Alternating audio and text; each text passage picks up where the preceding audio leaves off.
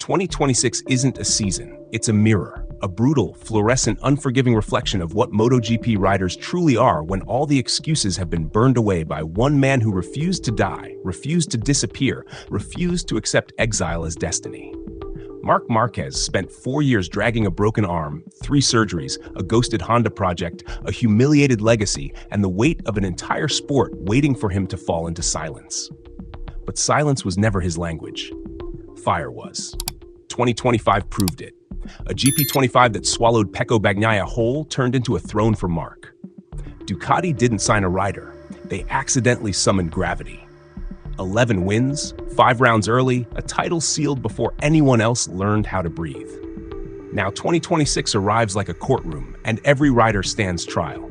Quartararo, Bagnaia, Martín, Acosta, Aldeguer, Rins, Bastianini, Viñales. Names that carried hope until Marc's speed revealed the gap between ambition and reality. This year isn't about who can win. It's about who can survive the presence of a man who already beat legends, destroyed eras, and returned sharper than the version that terrorized the grid from 2013 to 2019. Who walks into 2026 with destiny, and who walks in with fear? Comment below. The paddock air in 2026 feels different. Heavy, metallic, charged like old electricity waking from a coma. Journalists pretend it's excitement. Riders pretend it's opportunity. Teams pretend it's optimism. But none of it is real. The truth is simpler, darker, more honest. Marc Marquez is still here, and he's stronger than the last time he broke the sport in half. Every rider knows it, every engineer fears it, every manufacturer feels the shadow on their wind tunnel screens. Because this isn't 2016, this isn't 2018, this isn't even the ice-cold 2019 monster who sliced Quartararo's confidence in Thailand by dive-bombing the final corner like destiny chose him first. This version of Marc, he lived through pain that should have ended a career. He lived through humiliation that should have broken a champion. He lived through years where the grid moved on, fans moved on, factories moved on, but he never did.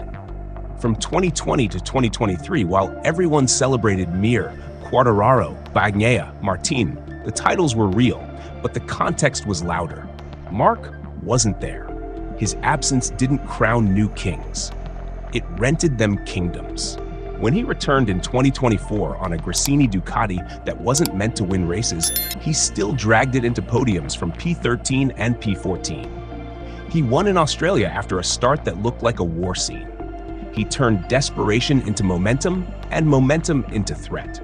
He showed Ducati a preview of the storm they would unleash if they dared to hand him the full-spec throne. They did. And 2025 paid the price. Pecco Bagnaia, 2-time champion, golden son of Borgo Panigale, walked into the GP25 with confidence and walked out with a crisis. 6 DNFs in 7 races, 8 podiums in 22 rounds. The rhythm gone. The aggression absent, the identity cracked. Meanwhile, Marc took the same machine and carved the grid like a surgeon who sharpened his scalpel on 4 years of suffering. The grid didn't collapse, it surrendered. Acosta looked fast, but fast isn't enough when your rival's blood memory is sharper than your peak pace. Quartararo had poles but no war power. Martín had the talent but not the stability. Aldeguer had the spark but not the experience. Even Alex Marquez, finishing P2 in the championship, understood that surviving Marc's orbit is not the same as challenging it. And now the myth takes its concrete form in 2026. When Marc walks into the Thai GP opener as a 33-year-old defending champion with a titanium-reinforced body and a Ducati engineered to his madness, every rider behind him faces a question they will never answer out loud. If he's on pole and I'm behind him, can I really beat him? They know the answer. They've known it since 2013. No aero package, no ride height device, no Michelin curve, no modern trick has changed that truth. Beating Marc Marquez has never been about speed. It's been about surviving a psychological battlefield that he controls without even trying. He doesn't need to push every lap. He doesn't need to risk everything on corner entry anymore. His instinct is coded. His vision is rehearsed. His reflexes are trauma-forged. A decade of split-second decisions, saved by muscle memory and bone-deep chaos, turned into a superpower only he understands. Quartararo can't replicate it. Pecco can't force it. Martín can't build it. Acosta can't rush it. Toprak, maybe someday, but not yet. Not here, not now. This is the world Marc Marquez built, a universe where everyone else orbits his gravity until the sun decides to set, and that day is not today. The 2026 grid arrives with hope. Marc arrives with intention. 2026 isn't a championship, it's a reckoning. Who steps toward the throne, and who realizes the throne was never meant for them? Comment your take.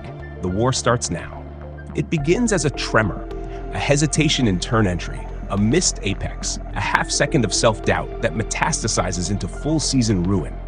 And 2026 carries more tremors than any year since the hybrid chaos of 2020.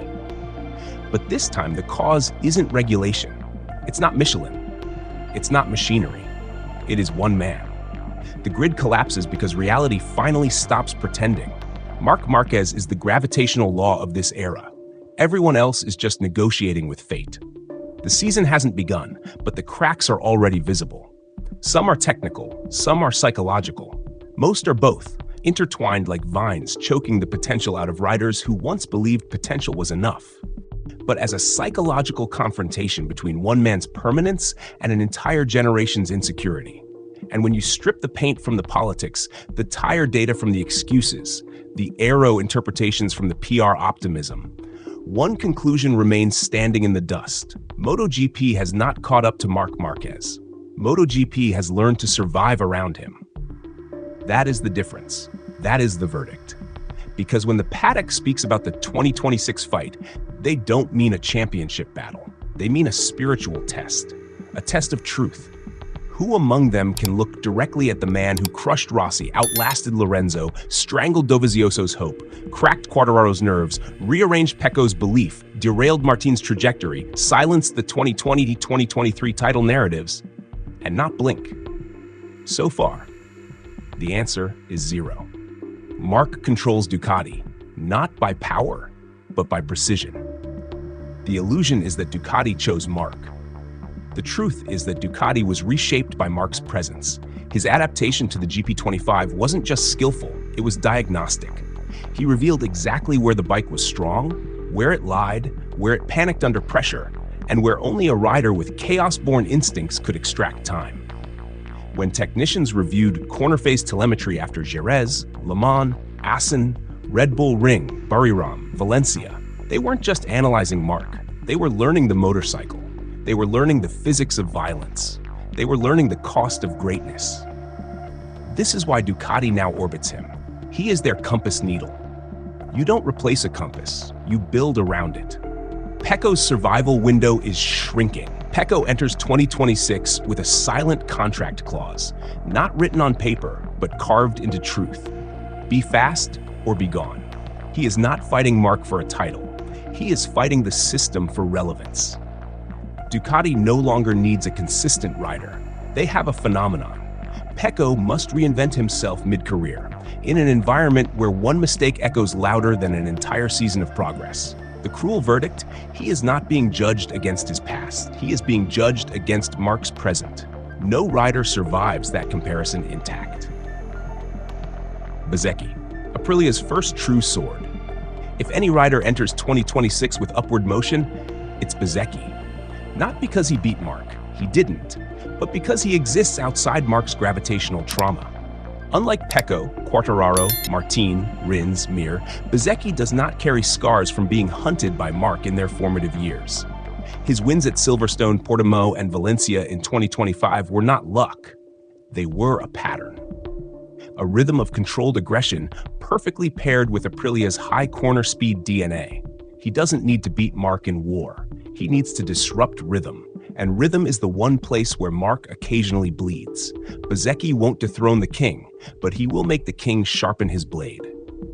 Acosta, a future weapon, numbing in stagnation. Pedro Acosta has the raw material of a champion, but raw material is not destiny.